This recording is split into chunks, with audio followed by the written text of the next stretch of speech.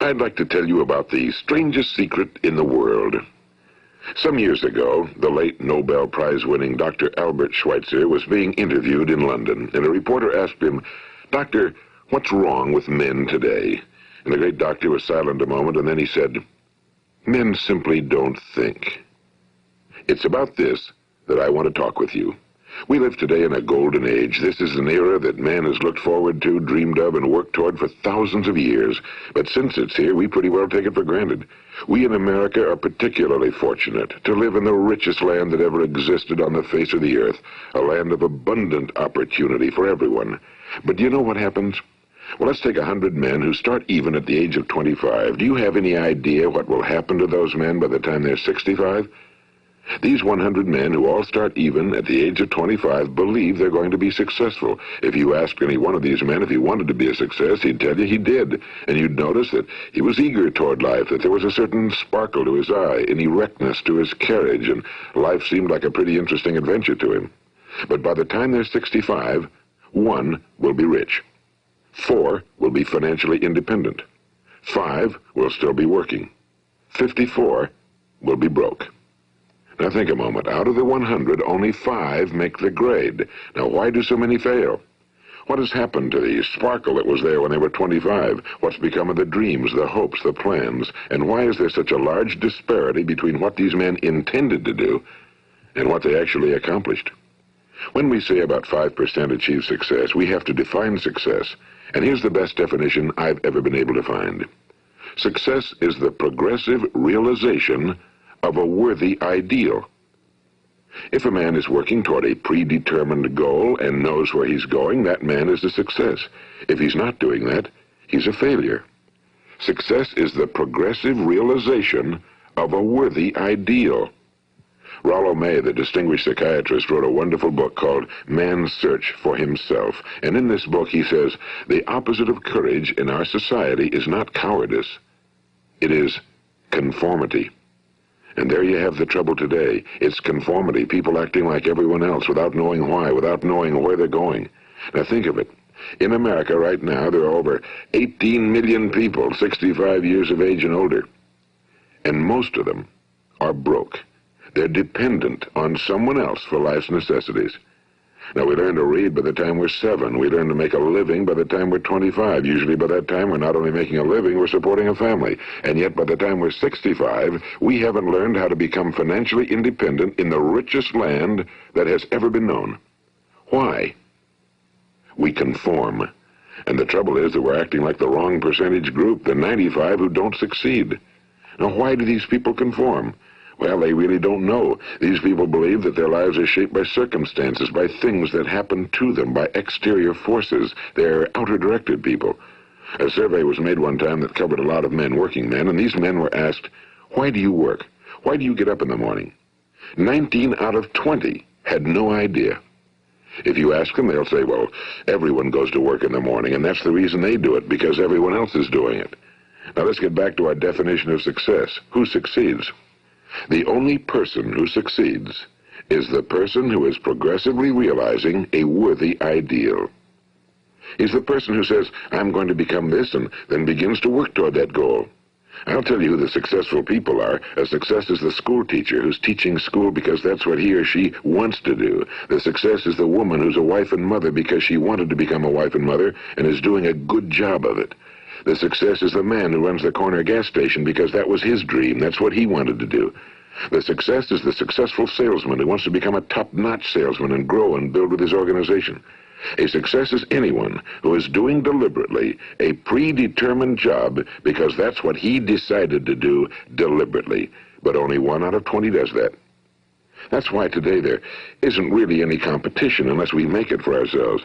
Instead of competing, all we have to do is create. You know, for 20 years, I looked for the key which would determine what would happen to a human being. Was there a key I wanted to know which would make the future a promise that we could foretell to a large extent? Was there a key that would guarantee a person's becoming successful if he only knew about it and knew how to use it? Well, there is such a key, and I've found it. Have you ever wondered why so many men work so hard and honestly without ever achieving anything in particular, and others don't seem to work hard and yet seem to get everything? They seem to have the magic touch. You've heard them say that about someone. Everything he touches turns to gold. And have you ever noticed that a man who becomes successful tends to continue to become successful? And on the other hand, have you noticed how a man who's a failure tends to continue to fail? Well, it's because of goals. Some of us have goals, some don't. People with goals succeed because they know where they're going. It's that simple. Think of a ship leaving a harbor, and think of it with the complete voyage mapped out and planned. The captain and crew know exactly where it's going and how long it'll take. It has a definite goal. Now, 9,999 times out of 10,000, it will get to where it started out to get. Now, let's take another ship, just like the first, only let's not put a crew on it or a captain at the helm. Let's give it no aiming point, no goal, no destination. We just start the engines and let it go. I think you'll agree with me that if it gets out of the harbor at all, it will either sink or wind up on some deserted beach, a derelict. It can't go anyplace because it has no destination and no guidance, and it's the same with a human being. Take the salesman, for example. There's no other person in the world today with the future of a good salesman. Selling is the world's highest paid profession, if we're good at it and if we know where we're going.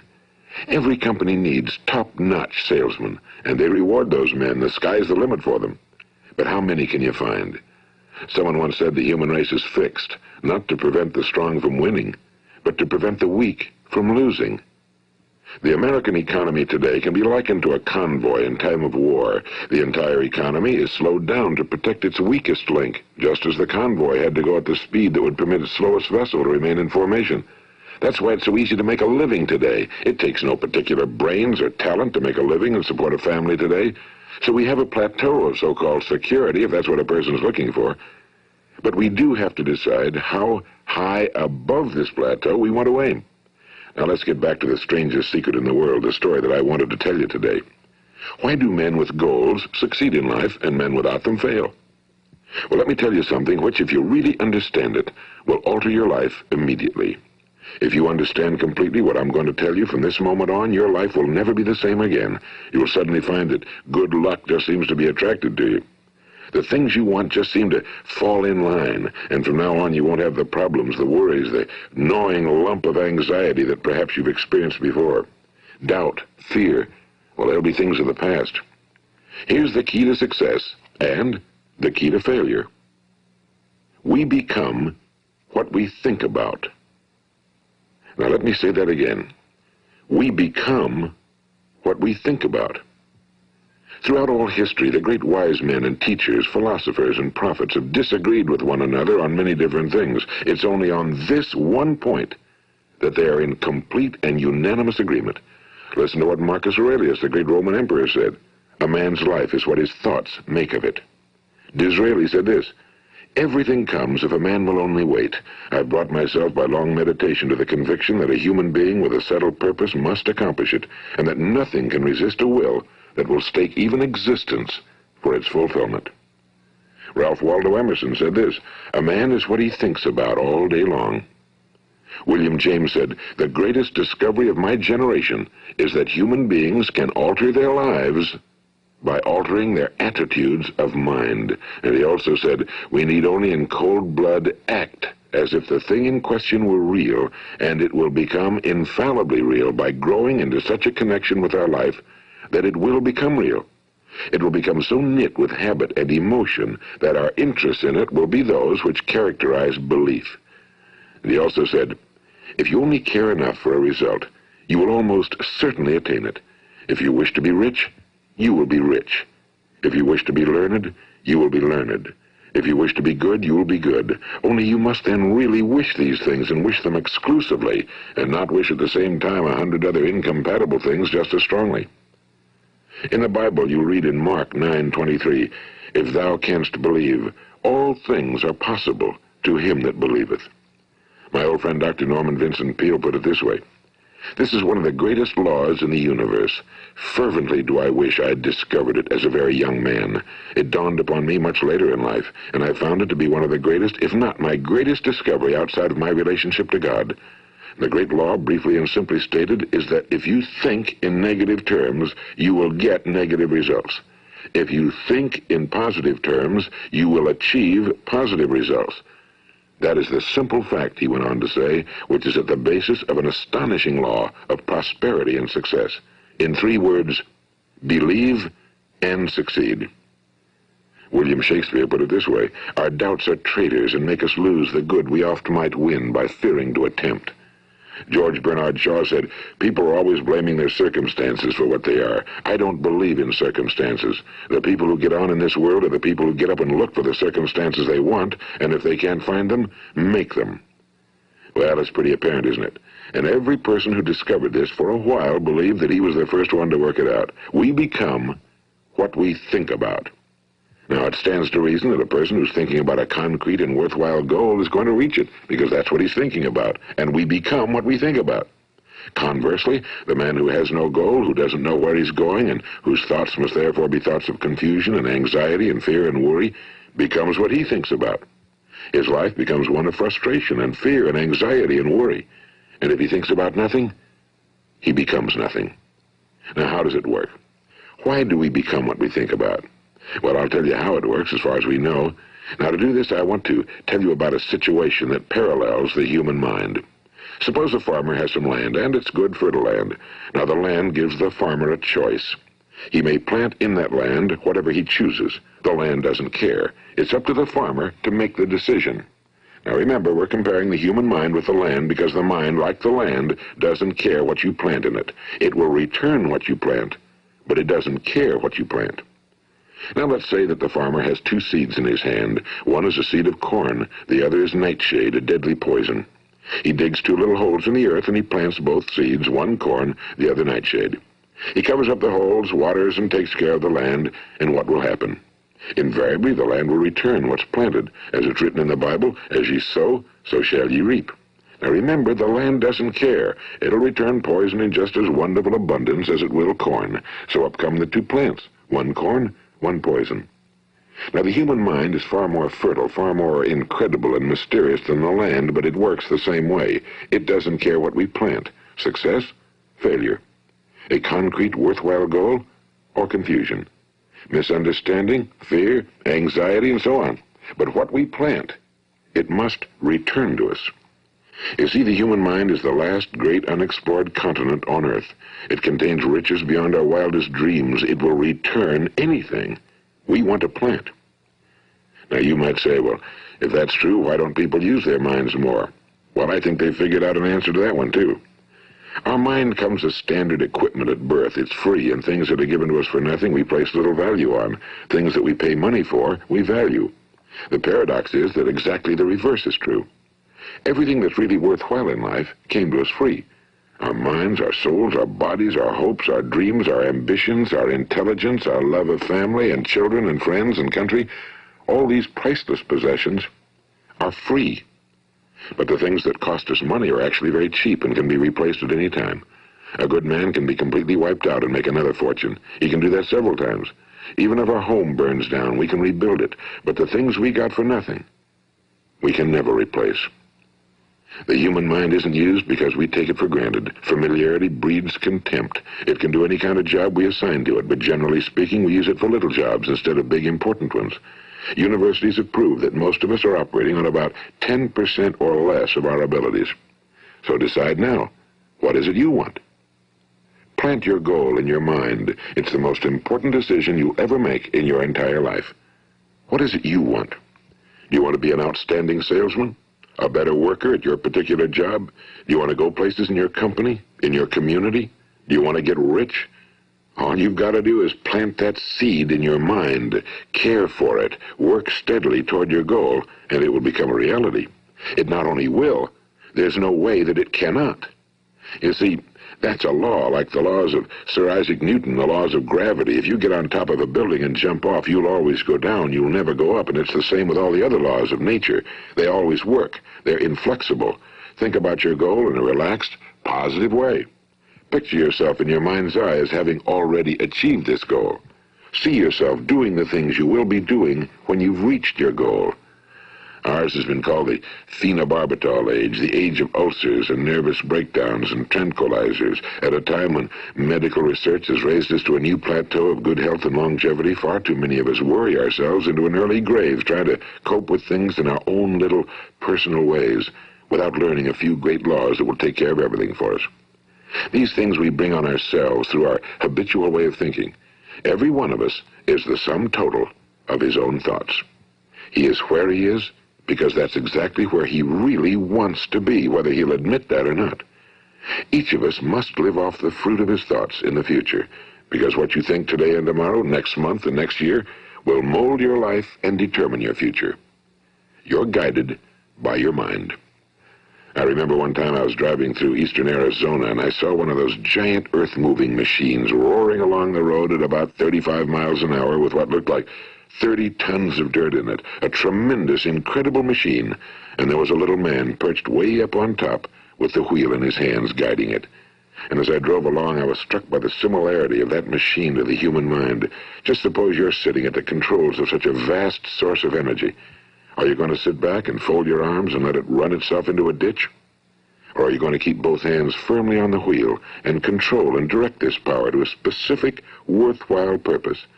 It's up to you. You're in the driver's seat. You see, the very law that gives us success is a two-edged sword. We must control our thinking. The same rule that can lead a man to a life of success, wealth, happiness, and all the things he ever dreamed of for himself and his family. That very same law can lead him into the gutter. It's all in how he uses it, for good or for bad. This is the strangest secret in the world.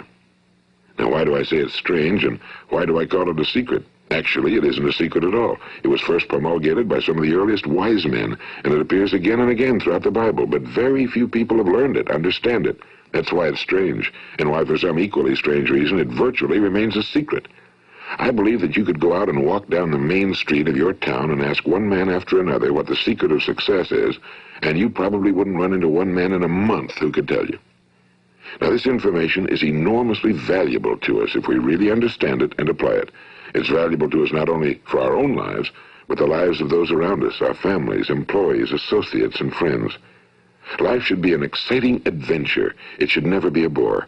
A man should live fully, be alive. He should be glad to get out of bed in the morning. He should be doing a job he likes to do because he does it well. One time I heard Grove Patterson, the great late editor-in-chief of the Toledo Daily Blade, make a speech, and as he concluded his speech, he said something I've never forgotten. He said, "My years in the newspaper business have convinced me of several things. Among them, that people are basically good, and that we came from someplace, and we're going someplace. So we should make our time here an exciting adventure. The architect of the universe didn't build a stairway leading nowhere." And the greatest teacher of all, the carpenter from the plains of Galilee, gave us the secret time and time again. As ye believe, so shall it be done unto you. I've explained the strangest secret in the world and how it works. Now, on this side, I want to explain how you can prove to yourself the enormous returns possible in your own life by putting this secret to a practical test. I want you to make a test that will last 30 days. It isn't going to be easy, but if you'll give it a good try, it will completely change your life for the better. Now, back in the 17th century, Sir Isaac Newton, the English mathematician and natural philosopher, gave us some natural laws of physics which apply as much to human beings as they do to the movement of bodies in the universe. And one of these laws is that for every action, there is an equal and opposite reaction. Simply stated, as it applies to you and me, it means we can achieve nothing without paying the price. The results of your 30-day experiment will be in direct proportion to the effort you put forth. To be a doctor, you must pay the price of long years of difficult study. To be successful in selling, and remember that each of us succeeds to the extent of his ability to sell. Selling our families on our ideas, selling education in schools, selling our children on the advantages of living the good and honest life, selling our associates and employees on the importance of being exceptional people. To, of course, the profession of selling itself. But to be successful in selling our way to the good life, we must be willing to pay the price. Now, what is that price? Well, it's many things. First, it's understanding emotionally, as well as intellectually, that we literally become what we think about, that we must control our thoughts if we're to control our lives. It's understanding fully that as ye sow, so shall ye reap. Second, it's cutting away all fetters from the mind and permitting it to soar as it was divinely designed to do. It's the realization that your limitations are self-imposed and that the opportunities for you today are enormous beyond belief. It's rising above narrow-minded pettiness and prejudice. And third, it's using all your courage to force yourself to think positively on your own problem, to set a definite and clearly defined goal for yourself, to let your marvelous mind think about your goal from all possible angles, to let your imagination speculate freely upon many different possible solutions, to refuse to believe that there are any circumstances sufficiently strong to defeat you in the accomplishment of your purpose, to act promptly and decisively when your course is clear, and to keep constantly aware of the fact that you are, at this moment, standing in the middle of your own acres of diamonds, as Russell Conwell used to point out. And fourth, save at least 10% of every dollar you earn. It's also remembering that no matter what your present job, it has enormous possibilities if you're willing to pay the price. Now let's just go over the important points in the price each of us must pay to achieve the wonderful life that can be ours. It is, of course, worth any price. 1. You will become what you think about. 2. Remember the word imagination and let your mind begin to soar. 3. Courage. Concentrate on your goal every day. 4. Save 10% of what you earn. And 5. Action. Ideas are worthless unless we act on them. Now, I'll try to outline the 30-day test I want you to make. Keep in mind that you have nothing to lose by making this test and everything you could possibly want to gain. There are two things that may be said of everyone. Each of us wants something, and each of us is afraid of something. I want you to write on a card what it is you want more than anything else. It may be more money. Perhaps you'd like to double your income or make a specific amount of money. It may be a beautiful home. It may be success at your job. It may be a particular position in life. It could be a more harmonious family. Each of us wants something. Now write down on your card specifically what it is you want. Make sure it's a single goal and clearly defined. You needn't show it to anyone, but carry it with you so that you can look at it several times a day. Think about it in a cheerful, relaxed, positive way each morning when you get up, and immediately you have something to work for, something to get out of bed for, something to live for. Look at it every chance you get during the day and just before going to bed at night. And as you look at it, remember that you must become what you think about, and since you're thinking about your goal, you realize that soon it will be yours. In fact, it's yours really the moment you write it down and begin to think about it. Look at the abundance all around you as you go about your daily business. You have as much right to this abundance as any other living creature. It's yours for the asking. Now we come to the difficult part. Difficult because it means the formation of what is probably a brand new habit, and new habits are not easily formed. Once formed, however, it will follow you for the rest of your life. Stop thinking about what it is you fear. Each time a fearful or negative thought comes into your consciousness, replace it with a mental picture of your positive and worthwhile goal. And there'll come times when you'll feel like giving up. It's easier for a human being to think negatively than positively. That's why only 5% are successful. You must begin now to place yourself in that group. For 30 days, you must take control of your mind. It will think about only what you permit it to think about. Each day for this 30-day test, do more than you have to do. In addition to maintaining a cheerful, positive outlook, give of yourself more than you've ever done before. Do this knowing that your returns in life must be in direct proportion to what you give. The moment you decide on a goal to work toward, you're immediately a successful person. You are then in that rare and successful category of people who know where they're going. Out of every 100 people, you belong to the top 5. Don't concern yourself too much with how you're going to achieve your goal. Leave that completely to a power greater than yourself. All you have to do is know where you're going. The answers will come to you of their own accord and at the right time. Remember these words from the Sermon on the Mount, and remember them well. Keep them constantly before you this month of your test. Ask, and it shall be given you. Seek, and ye shall find. Knock, and it shall be opened unto you. For every one that asketh receiveth, and he that seeketh findeth, and to him that knocketh it shall be opened. It's as marvelous and as simple as that. In fact, it's so simple that in our seemingly complicated world, it's difficult for an adult to understand that all he needs is a purpose and faith. For 30 days, do your very best. If you're a salesman, go at it as you've never done before, not in a hectic fashion, but with the calm, cheerful assurance that time well spent will give you the abundance in return you deserve and want. If you're a homemaker, devote your 30-day test to completely giving of yourself without thinking about receiving anything in return, and you'll be amazed at the difference it makes in your life. No matter what your job, do it as you've never done it before for 30 days. And if you've kept your goal before you every day, you'll wonder and marvel at this new life you've found. Dorothea Brand, the outstanding editor and writer, discovered it for herself and tells about it in her fine book, Wake Up and Live. Her entire philosophy is reduced to the words, act as though it were impossible to fail. She made her own test with sincerity and faith, and her entire life was changed to one of overwhelming success. Now, you make your test for 30 full days. Don't start your test until you've made up your mind to stick with it. You see, by being persistent, you're demonstrating faith. Persistence is simply another word for faith. If you didn't have faith, you'd never persist. If you should fail during your first 30 days, by that I mean suddenly find yourself overwhelmed by negative thoughts, you've got to start over again from that point and go 30 more days. Gradually, your new habit will form until you find yourself one of that wonderful minority to whom virtually nothing is impossible. And don't forget the card. It's vitally important as you begin this new way of living. On one side of the card, write your goal, whatever it may be. On the other side, write the words we've quoted from the Sermon on the Mount. Ask, and it shall be given you. Seek, and ye shall find. Knock, and it shall be opened unto you. Nothing great was ever accomplished without inspiration. See that during these crucial first 30 days, your own inspiration is kept at a peak. And above all, don't worry. Worry brings fear, and fear is crippling. The only thing that can cause you to worry during your test is trying to do it all yourself.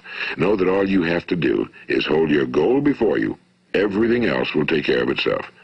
Remember also to keep calm and cheerful. Don't let petty things annoy you and get you off course. Now, since making this test is difficult, some will say, why should I bother? Well, look at the alternative. No one wants to be a failure. No one really wants to be a mediocre individual. No one wants a life constantly filled with worry and fear and frustration. Therefore, remember that you must reap that which you sow. If you sow negative thoughts, your life will be filled with negative things. If you sow positive thoughts, your life will be cheerful, successful, and positive. Now, gradually, you will have a tendency to forget what you've heard on this recording. Play it often. Keep reminding yourself of what you must do to form this new habit. Gather your whole family around at regular intervals and listen to what's been said here. You know, most men will tell you that they want to make money without understanding the law. The only people who make money work in a mint. The rest of us must earn money.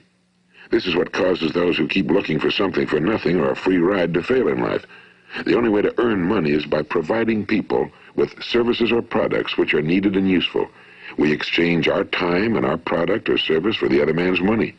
Therefore, the law is that our financial return will be in direct proportion to our service. Now, success is not the result of making money. Making money is the result of success, and success is in direct proportion to our service. Most people have this law backwards. They believe that you're successful if you earn a lot of money. The truth is that you can only earn money after you're successful. It's like the story of the man who sat in front of the stove and said to it, "Give me heat, and then I'll add the wood." How many men and women do you know, or do you suppose there are today, who take the same attitude toward life? There are millions. We've got to put the fuel in before we can expect heat. Likewise, we've got to be of service first before we can expect money. Don't concern yourself with the money. Be of service, build, work, dream, create. Do this and you'll find there's no limit to the prosperity and abundance that will come to you. Prosperity, you know, is founded upon a law of mutual exchange. Any person who contributes to prosperity must prosper in turn himself. Sometimes the return will not come from those you serve, but it must come to you from someplace, because that's the law. For every action, there is an equal and opposite reaction. As you go daily through your 30-day test period, remember that your success will always be measured by the quality and quantity of service you render, and money is a yardstick for measuring this service. No man can get rich himself unless he enriches others. Now, there are no exceptions to a law. You can drive down any street in America and from your car estimate the service that's being rendered by the people living on that street. Had you ever thought of this yardstick before? It's interesting.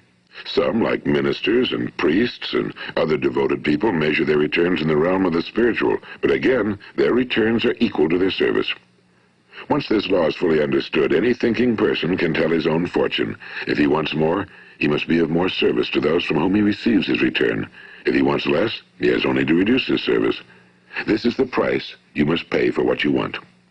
If you believe you can enrich yourself by deluding others, you can end only by deluding yourself. It may take some time, but just as surely as you breathe, you'll get back what you put out. Don't ever make the mistake of thinking you can avert this. It's impossible. The prisons and the streets where the lonely walk are filled with people who tried to make new laws just for themselves. We may avoid the laws of man for a while, but there are greater laws that cannot be broken. An outstanding medical doctor recently pointed out 6 steps that will help you realize success. 1. Set yourself a definite goal. 2. Quit running yourself down. 3. Stop thinking of all the reasons why you cannot be successful and instead think of all the reasons why you can. 4. Trace your attitudes back through your childhood and try to discover where you first got the idea you couldn't be successful, if that's the way you've been thinking. 5. Change the image you have of yourself by writing out a description of the person you would like to be. And 6. Act the part of the successful person you have decided to become. The doctor who wrote those words is a noted West Coast psychiatrist, Dr. David Harold Fink. Do what the experts since the dawn of recorded history have told you must do. Pay the price by becoming the person you want to become. It's not nearly as difficult as living unsuccessfully. Make your 30-day test, then repeat it again, and each time it will become more a part of you until you'll wonder how you could ever have lived any other way. Live this new way and the floodgates of abundance will open and pour over you more riches than you may have dreamed existed. Money? Yes, lots of it. But what's more important, you'll have peace. You'll be in that wonderful minority who lead calm, cheerful, successful lives. Start today. You have nothing to lose, but you have a whole life to win. This is Earl Nightingale.